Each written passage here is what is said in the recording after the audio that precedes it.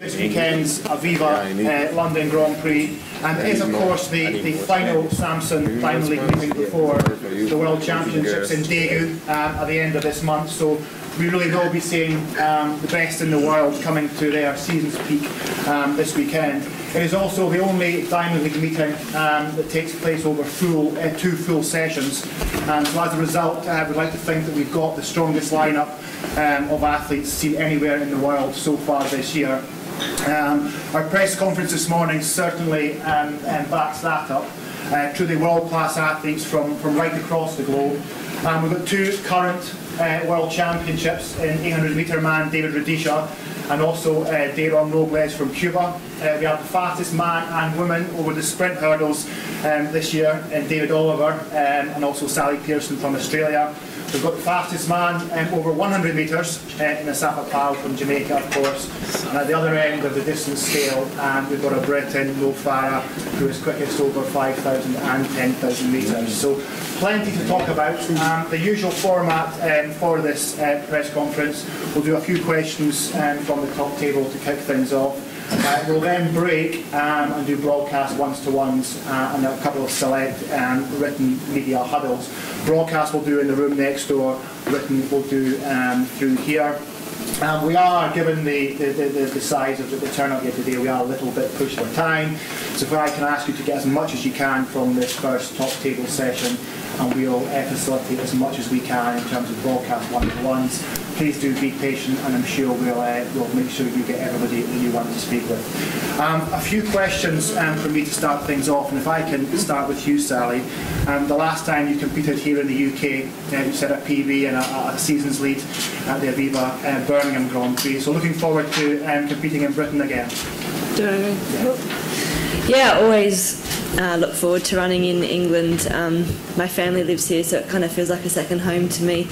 But the Aviva Grand Prix is always one of the most exciting ones, I think, because it is over 2 days and you do have the best athletes competing. So I think that makes it really exciting, and I can't wait to race. And I'm in really good shape. I'm unbeaten at the moment, so it'll be interesting to see what happens when I race and what times I do as well. And a strong field you'll be up against Daniel Carruthers, who you're just ahead of in the Diamond League standings, and also Britain's Tiffany Afili-Porter, so it's not going to be easy.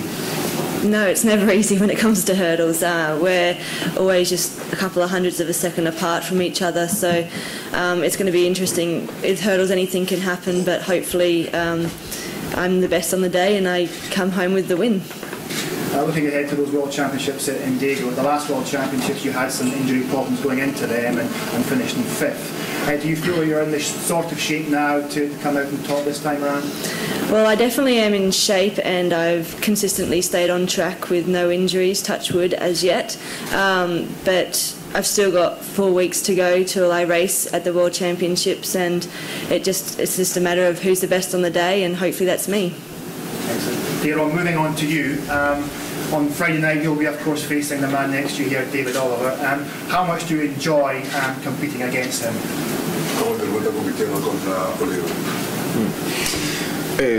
Bueno, creo que nosotros ya tenemos una rivalidad de años ya, y creo que ya para mí eso es como un juego ya que hay que ver quién es como un juego de damas, a ver quién come más.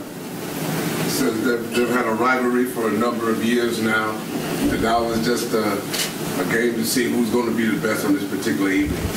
Esto ya forma parte de la vida nuestra ya, tener la rivalidad que tenemos ya, y creo que ha durado y va a seguir durando unos cuantos años más, y solo no es con Oliver, sino que la mayoría de los que estamos aquí tenemos el nivel alto y los que faltan también, así que eso va a ser siempre así, siempre ha sido así. Es decir, nosotros somos la continuidad de las grandes rivalidades que tuvieron Roger Quinto, Greg Forte, que tuvieron Allen Johnson, Colin Jackson, así, a Daniel García, esa gente, y nosotros simplemente estamos continuando el trabajo que ellos realizaron, siempre buscando la posibilidad de que el nivel del evento siempre aumente. He said they're forming a great rivalry now between the two of them, and it's not just the two of them, there's also Lu Zhang and some other great hurdlers in the world, so we can never forget about them and just concentrate on us two. and also just continuing the tradition of hurdlers, from in the past, whether it was Alan Johnson or Kingdom or the other great ones. So hurdling has always been about competition, about head-to-head competition, and they're just continuing that tradition. The one time you have met so far this year was at the Paris Diamond League, where Dale and you came out on top. Will that have any bearing on this race? Dice que la última vez que ustedes se enfrentaron, tú ganaste. Eso va a tener un efecto para esta competencia que tú ganaste antes, positivo o negativo. Bueno, yo me imagino que siempre uno se prepara para estar en la mejor forma posible. Al final eso fue una competencia que ya pasó, ya esta es otra y aquí simplemente cada uno va a buscar ganar, no solo nosotros dos, sino todos los 8 que van a estar en la final que podamos llegar. Así que para mí esto es borrón y cuenta nueva. He said the race in Paris is in the past. There's nothing to discuss about that. That happened. It's over. But everybody's training to win. He sure all of us training to win. He's training to win. And may the best man come on top tomorrow evening. David, moving on to you. A strong year for you so far this year. The fastest man over the sprint hurdles, top of the Diamond League standings, and no worse than second in any of your races. What are your ambitions for tomorrow night's race? Well, my ambitions are to go out there and just execute what I've been trained to do. Mainly this is just another springboard to getting ready for the World Championships, which is the most important event this year. Of course, things change from year to year and training changes often. So just really looking to go out there and have a strong performance for the fans and, have a good time out here. I love competing in the Diamond League and out here in London. So just trying to have a good performance tomorrow night and just something to build on for the next race I do at the end of this month, which is the major one. Dale touched on the strength of your event at the moment between the two of you and Lu Zhang, the 3 fastest men that have ever competed in that event. Do you ever wish that you had slightly easier opposition? Nah, never that. As an American, we like to go against the best always. No shortcuts, and we like to take the hard road. And the best thing going is that we have so many of the fastest hurdlers going. We got the 3 fastest ever in the event, and I just always look forward when Dayron competes and when Luke competes with a chance to race against them. That's the world record holder and the former world record holder, and anytime you get to test yourself against them and see how what you have to work on and things like that, it's always fun for me. It's always great competition. David, moving on to you, you will be up against a great rival of yours in Abu Bakr Kaki tomorrow night, and always a great race when you come up against him. Are you looking forward to that? First, I want to say that I'm happy to be here, and my first time to run in London, and also to compete against my rival Abu Bakr Kaki, and also this being the first time in this year, to meet to race together. But I'm looking also forward because it's a tough competitor, and we have been giving each other stiff competition, and tomorrow evening, is going to determine who's going to be the best. Now, the fastest 800 metre ever run in this country is still held by Steve Cram.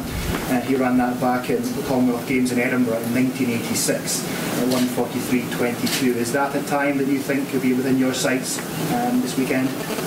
Yeah, my shape really is I had some injury in the beginning of the season, and I'm happy because it's almost gone now, and I'm picking up in my shape, and hopefully, I expect to run something like maybe 1:42 if things goes well. Safa, moving on to you, another athlete in great form, fastest this year, top of the Diamond League standings. Is tomorrow night all about consolidating this form ahead of the World Championships? Yes, it's the last competition before the World Championships. So I think everyone is being very cautious, and you just want to get out of this competition and everything. Yeah. You've raced in London many times, you've won here many times, you always get a great welcome from the crowd. You clearly enjoy competing here. What is it about London that is so special? Well, it's just everything, We've always had good weather. Well, although today is not that good, but you know, we've always had good weather. The support is always there. You know, a lot of Jamaicans here is like a mini Jamaica. So, you know, the support is good, and that, you know, help boosts us athletes from Jamaica. Now, the 100-metre final tomorrow night will take place exactly a year before the 100-metre final at the London Olympics in 2012. Is that excitement starting to build for you now? Well, excitement has been going on for a while now, because ever since people heard that the Olympics is going to be in London, you know, everyone is excited already. You know, it's a long way to go, you know, and we have to, you know, well, we're focusing on this year first, and then, you know, next year we can start the real focus on the Olympics. Well, finally moving on to you, a step down in distance for you tomorrow night with 3,000 metres. That said, you've now had 9 consecutive wins on track, country, road, indoor and out across a number of distances. It feels like whatever you turn your hand to at the moment, you're coming up trumps. Yeah, things has been going really well. I really enjoyed sort of being based myself in Portland, Oregon, to be coached by Alberto Salazar. He's a great coach. Ever since then, sort of last 6 months, I've been sort of just getting there on the line first. So I'm glad everything's going well. But tomorrow, I don't think it's going to be as easy. I'm quite looking forward to competing the 3K. It's slightly shorter, 10K and then 5K. So it's going to be exciting. It's been a punishing schedule of races. Does that just demonstrate just how fit you are at the moment? Yeah, I'll say things are going really well, and you know the world's not too far away. So I just got to keep my feet on the ground and just keep doing what I'm doing. And you know, what it matters is the world. So just go there, get on the start line as healthy as I can, and yeah, so I'm quite looking forward to it. I know you mentioned that you're now based over in the US, but I know you're a London boy at heart still. How excited are you about being back out there in front of your hometown crowd again? It's nice to be back at home, you know. I do miss London, and you know, the other day I was running around Richmond Park, Bushy Park, and you don't realise that you actually come back how much you miss it. But it's all exciting, and you know, Crystal Palace, we get great crowd here. I remember sort of last year competed, and you know, it turned out to be a good crowd. So I'm looking forward to it, competing in home soil. Great, excellent. If I can open up to questions from the floor now, please, guys. Mike. Hi, could I have the first question to David? David, after losing to Liu Zhang in Shanghai, came straight back and how important is it, how important is it you could register a victory on day one before the World Championships? Of course, every time I run, I want to win, but you know, it's not in the cards all the time. But you know, if I win, that's great. But I'm pretty sure, you know, at the World Championships, nobody's going to be thinking about what happened at the London meet or Prefontaine or Shanghai or any of that. You know, it has no bearing on what happens out there. And you know, the most important, you know, the goals I set this year were to be the U.S. champion, the Diamond League champion, and world champion. So that's what I wanted to accomplish, and that's just the most important thing. Registering wins against particular individuals is good, but I'm pretty sure, you know, Dayron, he's been on the top of that podium a few times in his career, so that has no bearings, I'm sure, in his mind when it comes time to get on the line out there in Daegu. This one goes to Asafan. You talked about London being so special. Can you elaborate on that a little bit? Do you meet friends? Do you live in a hotel, or do you live with relatives? Or what is it that makes it so comfortable for you here? Yeah, as I said, it's like a mini Jamaica. You know, a lot of Jamaican people here, and you know, food. It's easy to find food. You know, we don't have to go to a Burger King or McDonald's, so you know, it works well for us. So you go out to Jamaican restaurants? Yeah, definitely. And you know, it's easy to find food everywhere. Yeah. Hey, Simon. Sally, you mentioned your parents lived here.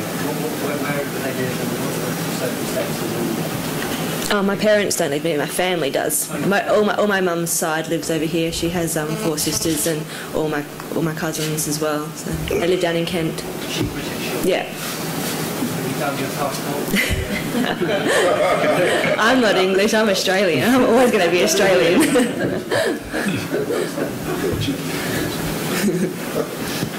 Anything else, guys? Mike. Question to us about, so you started last season very well and it was so well for you. This season, touch rate, it seems to be going well and keep on going better. How confident do you feel that you can get a little bit of time? What do you feel you deserve? How deserve the money? Well, first, thank God that I'm healthy. I'm able to finish my season. Well, you know, I've been running well so far. You know, I've posted some great times. You know, well, great for me. You know, it's not 9.58, but it's good. And you know, I'm very confident. You know, I've been really thinking about this, and I don't have much time, so you know, I'm not going to waste my chances again. Nicole Jeffrey from the Australian. So when do you feel like you were last in this kind of form? I don't know. It's a while. Yeah, it's been a while. Been a long. You felt like you were going towards that? Maybe 2005. Yeah. A long time ago.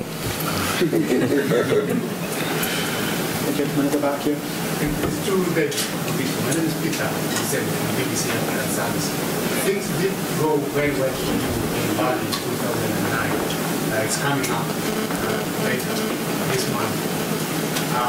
What do you expect us to see? I mean, can we see spectacular performance, perhaps instead of breaking the records just a year after?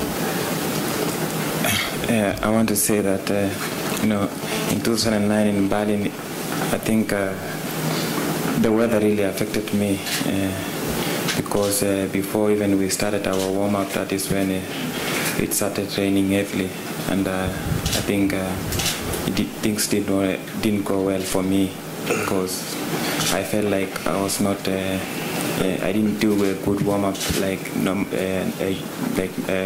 the way I usually do. So when I go to the race, I was not reacting the last 200, you know, to have that good finish. But this year, I hope I have done a good training, and I'm confident, and you know,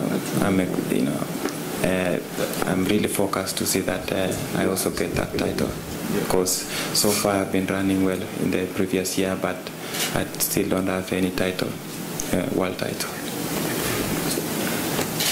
Another question on the side. Thank you. A question again for David.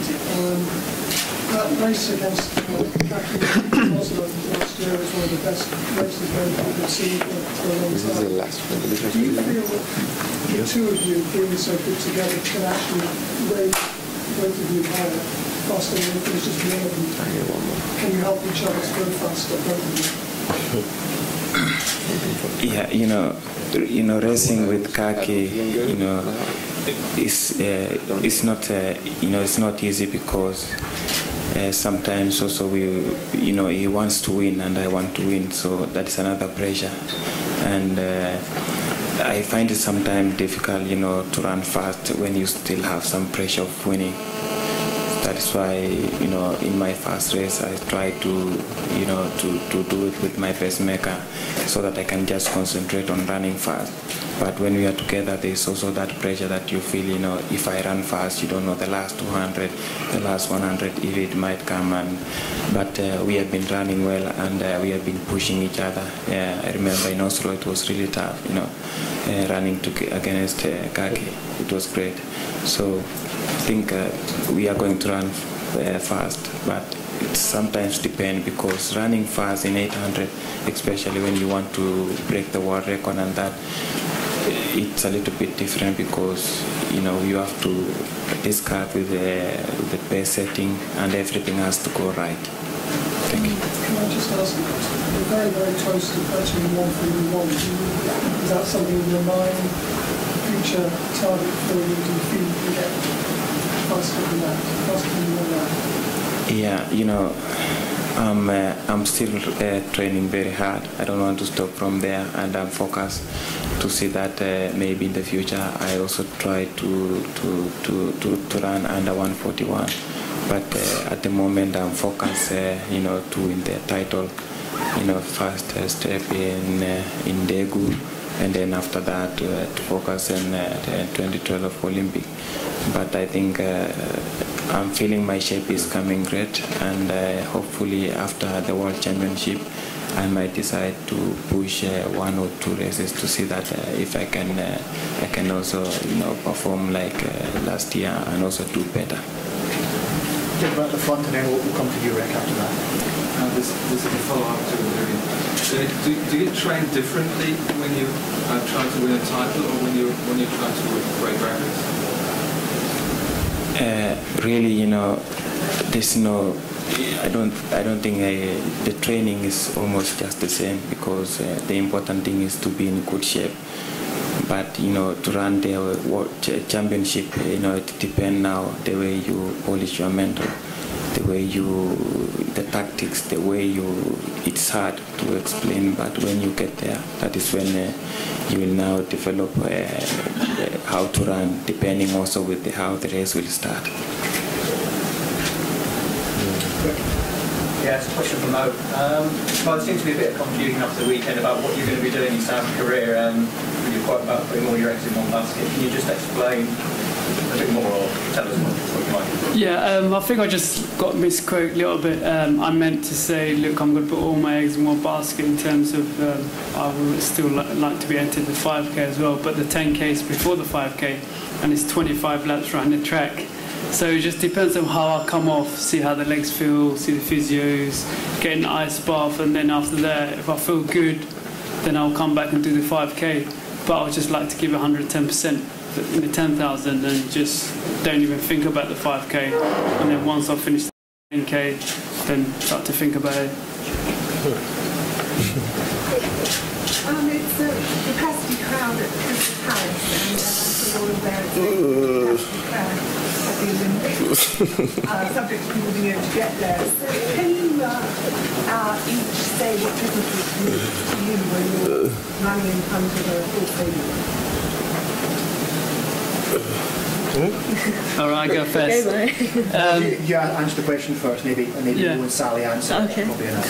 If you want to go first. Sure. I'll definitely say it's a positive thing, the pressure you put on yourself, that's what you have to deal with. It. If it came down to the last 60 metres or 50 metres and there's 2 guys together and you get the home crowd, everybody cheering you, of course it's going to give you that bit of boost. But at the same time, it's just comes down to the athlete. Personally, I think if they sort of put a lot of pressure themselves and everything else, but it's all exciting. I think having big crowd makes it exciting. Yeah, it's the same thing. I like to go into a competition with a big crowd. It makes more atmosphere for you and makes the race a bit more exciting. Although I can't hear the crowd as I'm running like Mo can, but it still makes it exciting before the race, so you can pump yourself up a bit and draw a little bit more adrenaline into you. Gentleman at the back here. Sato, you just ran your 72nd, 73rd, sub 10 second, 100 meters. Is that important to you? Well, yeah, I'm trying to see how many sub 10s I can go. I've been doing well so far. Hopefully, every race I have left, I can really go below 10 seconds. Eats, finals, everything. Wish I had that speed. A couple more questions. For Sally. Sally, you've had a great season, looking great over the hurdles. Venture, what kind of time is there a time that you dream about that you'd like to run?